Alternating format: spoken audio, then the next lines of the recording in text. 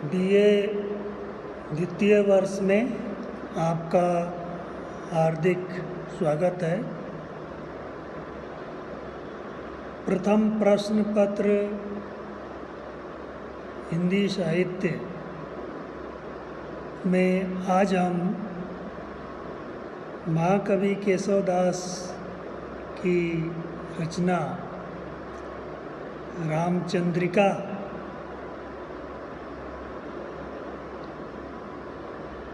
के सरस्वती वंदना के बारे में पढ़ेंगे। हम उसकी व्याख्या करेंगे जो उन्होंने अपने ग्रंथ के प्रारंभ में विद्या की देवी सरस्वती का वंदन किया है। वे लिखते हैं कि बानी जगरानी की उदारता बखानी जाए। बानी मतलब बोली, वाणी। जगरानी की, जग की रानी, जगत माता सरस्वती की उदारता बखानी जाए। उनकी उदारता को बखानी जाए। ऐसी मति कहो दो उदार कौन सो भई।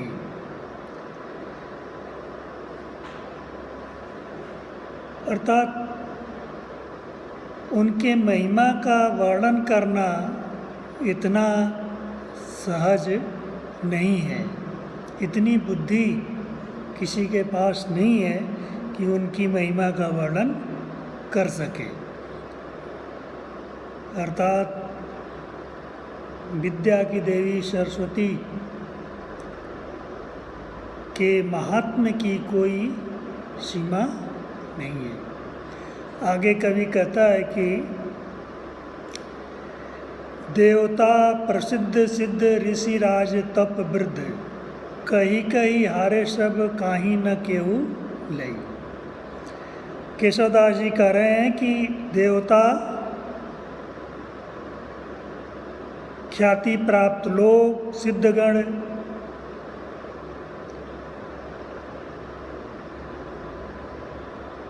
ऋषि मुनि, ऋषिराज, ऋषियों श्रेष्ठ ऋषि मुनि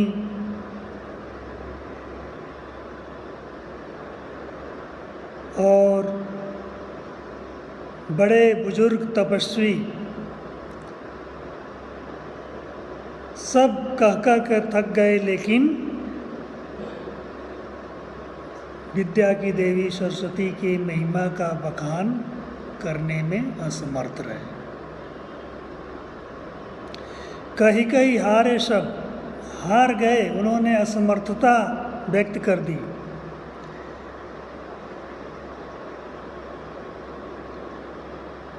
और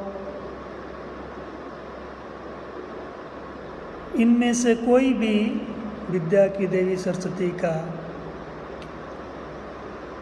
महात्म्य वर्णन नहीं कर सका। केशवदास जी कहते हैं कि भावी भूत वर्तमान जगत बखानत है, केशव केहू न बखानी काहू पे गई।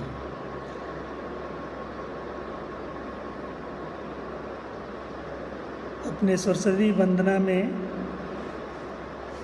केशवदास जी कह रहे हैं कि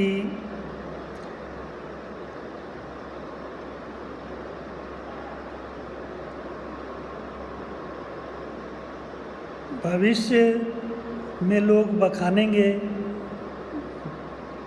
भूत में, अतीत में लोगों ने बखान किया और वर्तमान जगत भी बखानने में लगा है। अर्थात उनके महिमा का गुणगान करने में लगा है। किंतु हर युग में सभी को विफलता हाथ लगी है।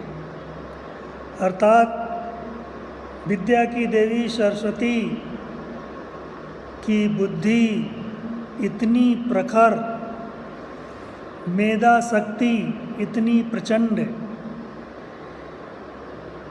और उनका महात्म्य असीमित है, जिसको शब्दों में बांधा नहीं जा सका। भूत, वर्तमान और भविष्य में लोगों ने प्रयास तो किया, कर रहे हैं और करेंगे, लेकिन इसमें उनको सफलता नहीं मिली। आगे कवि कहते हैं कि वर्णोपति 4 मुख, पुत वर्णो 5 मुख, नाति वर्णो 6 मुख, तदपि नहीं नहीं। कवि का कहना है कि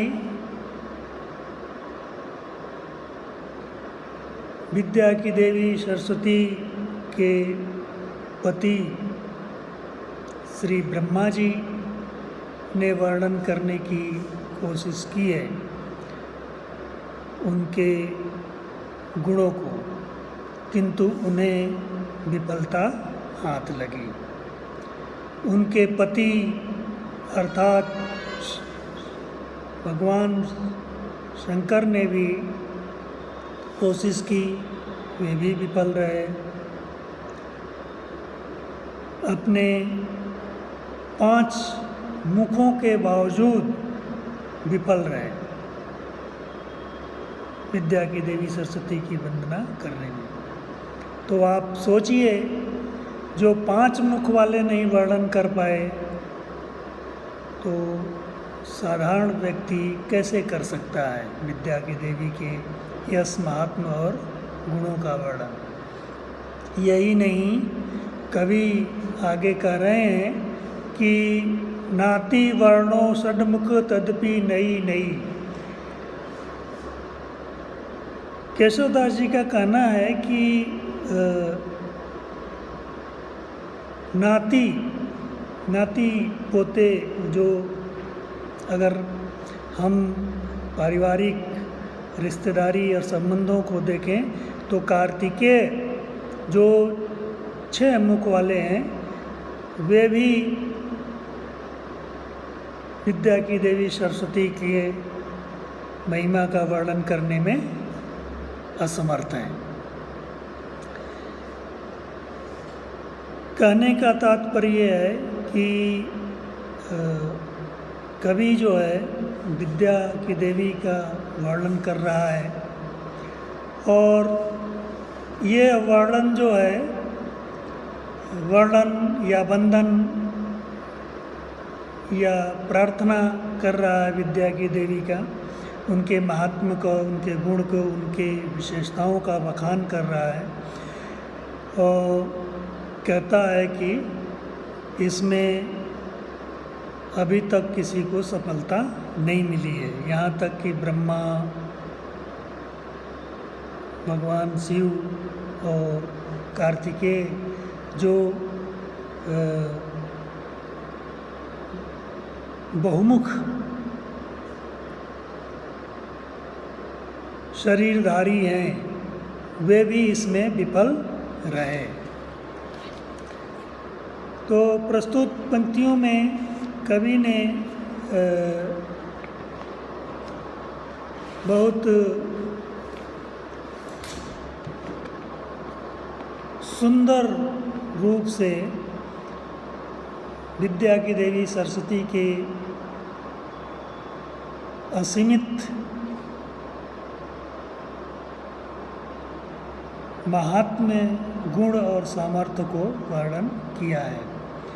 अब इसमें हम विशेष देखें अगर इस व्याख्या में, तो सरस्वती जी का जो वर्णन किया गया है वो अतिशयोक्ति के रूप में किया गया है, किंतु यह व्यंजना उचित है, उचित प्रतीत होती है, क्योंकि माँ सरस्वती वाणी और बुद्धि की अधिष्ठात्री देवी हैं। तो ये बहुत अतिशयोक्तिपूर्ण भी नहीं लगता, क्योंकि अब उनसे बड़ा वाणी और बुद्धि का भंडार किसी के पास नहीं है। इस पद में सरस्वती के पति ब्रह्मा तथा पुत्र शिव बताए गए हैं। यह केशवदास जी की मान्यता अप्रचलित और पौराणिक आस्था के विपरीत है। इस कारण इसे हम विद्या विरुद्ध नामक काव्य दोष के अंतर्गत रख सकते हैं, क्योंकि विद्या और ज्ञान की परंपरा में ये बात हमें नहीं मिलती कि शिव जो है सरस्वती के पुत्र थे।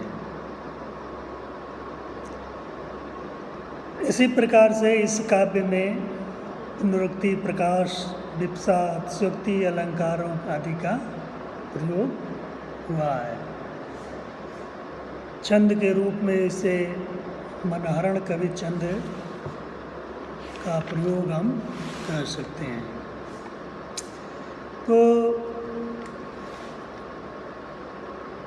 ये जो सरस्वती वंदना है,